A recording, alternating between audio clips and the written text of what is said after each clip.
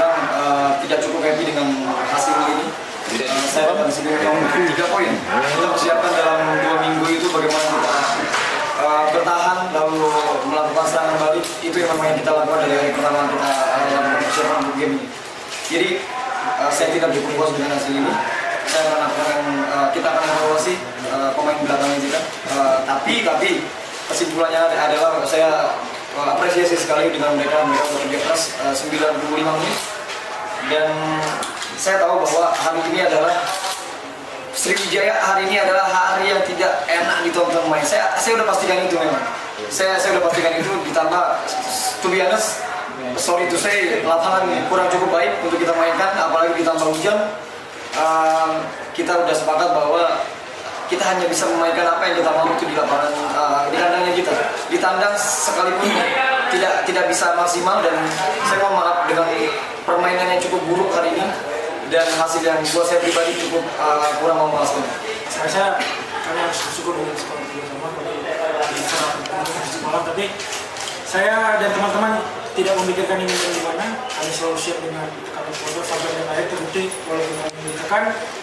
Ya, golnya panik tapi tidak berujung dengan banyak gol, dan itu harus kita syukuri. Itu saja. Saya udah melakukan itu. Saya udah di babak kedua saya bicara dengan pemain bahwa kita harus banyak di tengah. Tapi lagi-lagi itulah sepak bola kadang-kadang. Kita udah kasih penjelasan untuk mengantisipasi pemain tengah kita, karena kita cukup kalah jumlah gitu. Pada awalnya kita 5-4-1, babak kedua saya rubah 5-3-2.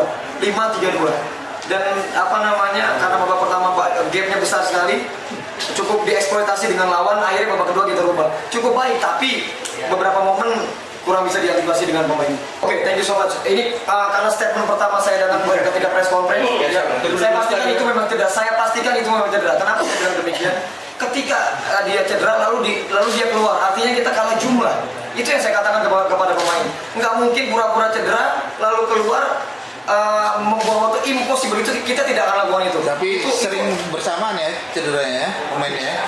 Bisa bayangkan, dan teman-teman bisa bayangkan bahwa ketika 2 atau 1 pemain keluar, artinya kita kalah jumlah. Itu yang paling bahaya untuk kita. Jadi saya pastikan itu betul-betul cedera.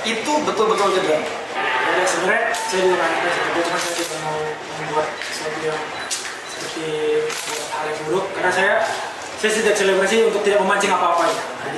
Itu saya menghormati stadion ini dengan penuh sejarahnya.